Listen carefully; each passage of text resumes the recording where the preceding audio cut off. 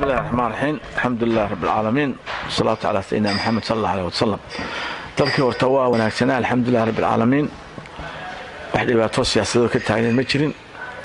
hasaatee abaarta aad maqasheen ayaa jirta oo aad iyo aad u soo foolxun ilaahay subxaanahu wa tacaala xukumaan roobina siiyo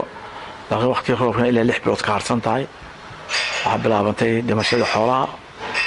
waxaa bilaabantay daciifnimada dadka oo xoolaha ka baxeen waxa loo baahan dadka in la quudiyo oo la sameeyo central feeding centers la sameeyo la gurmado qof kasta maanta oo reer Soomaaliland meel ka soo joogaba ugu yaraan 6 bilood soo socota oo $10 isku qoro haday marka oo $10 qofka isku qoro waa $60 6 bilood ida kuwa kaama ku jira waxa fiican inaynu xoogeena midayno arintaas maanta inagu soo foodle ilaahay uu inaga qaadi karaa si degdeg ah laakiin waxaan jecelahay inaynu bariyada ilaahay iyo tacabkeena israacina baahanahay waxoo ka dhiganaa waa in naga dhaxaysa oo xusbi ku xidhneen bini aadamada iyo walaalnimada iyo sadaqadiiba ku xidhan xeelata in nidaam sameeyno oo ogahay dadkeena way gurmadka ku fiican yihiin laakiin waxa weeye nidaamkan in aqoonin si nidaam loo sameeyo in nidaamkii aan magacanaysa dadkaas wuxuu gaari lahaayeen inaguna dadkuna ay ku soo hagaajin lahaayeen in la sameeyo u baahan tahay abiil qoroba baahan weeyna mekhanismkii arinta hirgal lagu sameeyo sida kale alxamdulilah rabbil caalamiin gudoomiyeyn abaaruhu waa masayb soo noqdo ma wax Soomaaliland ku cusub sanadkii hore oo galbeedka abaarta soo kale ka dhacay miyaan hawl amba qorshe qaranka uga yaala jirin wallahi wax abaarahani waxa weeye meel ka soo abaaro ka dhacda laakiin meelaha qaylo ka dhacda waxa weeye meesha nidaam iyo ka hortag aanu jirin waxa laga faa'iideystaa oo mado ka faa'iideystaan wixii qaldamay wixii shaqo soo maray inagu iska daawaanay wixii dagaalkii la inagu sameeyay Soomaaliya inagu sameysay ayaan xitaa xasuusnay waa iloosh dadka way iloosh badan waa tahay injineer Faisal Waraabi gudoomiyaha xisbiga UCID dhawaan waxa ay la geli doonaan doorashadii dalka Soomaaliya oo loolan adag lagu jiro in rag badan musharaxiin ah oo madaxtinimada dalka Soomaaliya doonaya inay magaalada u tartamaan wadamada gacanta kula jira ay kamid tahay Turkiga iyo Carabtu in adigu ka gudoomiyahan marka qiyaasid sidee bay u dhici kartaa suurtadan ama iyagu guuleysan kara doorashadaas horta aan ku sheegay waqtiga imka jirta Soomaaliya doorasho dadku ay wax qofka rabaan ka dhacay kartaa oo Soomaaliland oo kala horta ma jirto baarlamaan sameysmi kara ma jiro Soomaaliya iyo adduunka qofku in qof la soo doortay ahaada oo si xaalad soo baxay tii aan ka guurnay oo waliba aan shisheey soo gacmageliyay ahayd beelaha beelahan isku dalanaasneen oo 4.5 waxay ku fadhiyaan aan jirin waday inagu xitaa ay ku jirin la inaga dhigo minority la yiraahdo xataa sab kala baatiin la inaga dhigo jirta oo wax malaluqay maadaama ay ka tahay maanta dawladahan bariyahan la sameeyay waxay ka sameysmaan magaalada Muqdisho way jirtay bari ahayd caasimada Soomaaliya shanta Soomaaliya joogay ku NFD oo wax ka noqon jiray oo ninka intay loo inta gabiyoba waxaan reer Soomaaliya waxaan waxa reer NFD waa rag badan reer Ethiopia ila raflo kala aha magaalada aan reer haddana meel kale ku jiray Umar Jees baa haddana SRC ku jiray aan Soomaaliya ahaan jiray Soomaaliya way jirtay marsaa la isku wada yimi oo Soomaaliya ay wada joogtay laakiin maanta waxa weeye waa goof hawiye weeye marba laga dhigay madaxweyne oo iska boobay ilaa uu naxariistay Cabdilaahi Yuusuf waxa ka dhalatay maxkamadii caradii dhacday marka waxa weeye maanta waxa la malmaluqayo waxa madaxweynuhu ka noqon kara qof hawiye ka soo jeeda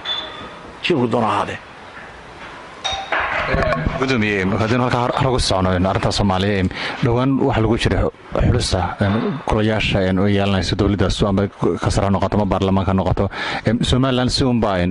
loogu jujuubaa amba ogolaata ma aysan ogolaan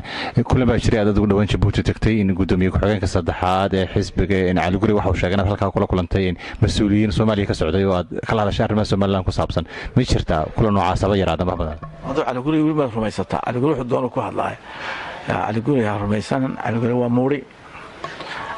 لكن وحوي أرنتاس إنه وين الساميسا دينا الساميسنا يعني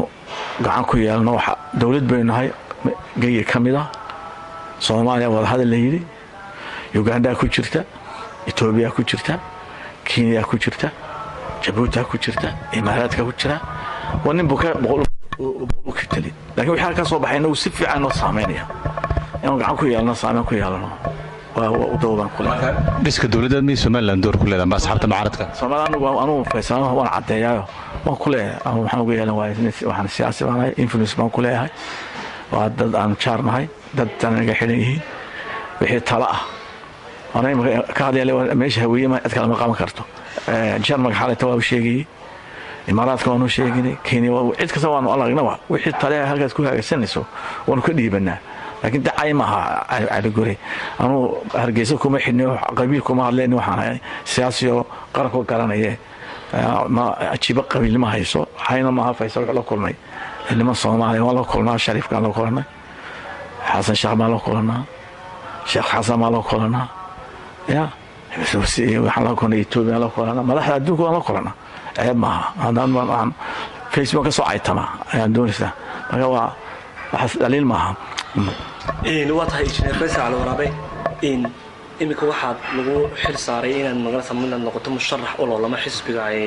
ucid oo gudoomiye ka tahay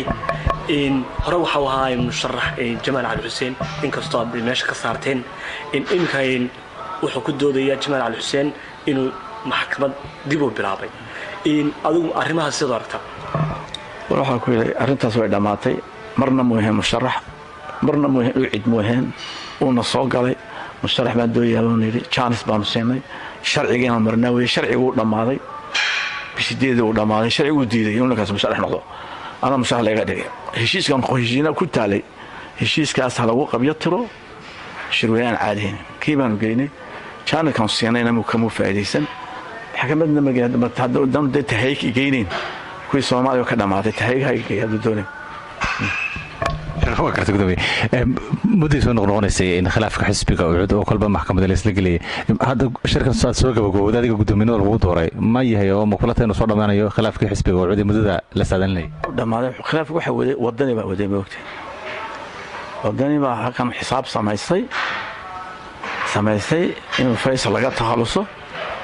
habar Yunis ka xajin noqoto idaga ka xajin noqdo nansan iska ku halay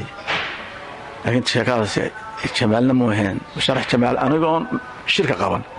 أيو تلكي وتكي ويلي أنا وان كتناسلية مشارحنا ماضي وبلانو قاضي وشعلني يلا بتشرو قاضي وكا علي قال فرميسان صباح هذلي الشيء مركا وحوي جمال وسبويلر إنه أنا سبويل قريب حسب فوريدو إن دورش وجهليو مدحنمو ونقل معه gudoomiye marka hadda sida muuqata in Somaliland in ololaha loogu jiro in doorashada dhawaanta la filay sanadkan soo socda balowgiisa horena dhacdo asxaabtan hadda ka jirta kulmiye iyo wadaniba waxay loolan ugu jiraan kala jiisada qabaa'ilka dalka ka taliya Faysal Gordon buu garaanta soo galay sida muuqata sidee halkee Faysal wax ka bilaabaya Faysal waa nin qaran anu ma hiya idagalana ma hiya wadani waa container habar Yunis qof waan ku xidhan insha Allah ta'ala waqti أنا إلا درف إلى درف أي ويانو ما هن قبيل ماهي حبريون يستن كرحج سيكو هذا رسانا أما ممكن شوي وين شرمي كرحج لها وكل فوت كيسين وين إيران وطن صوت لها كقاد ماشى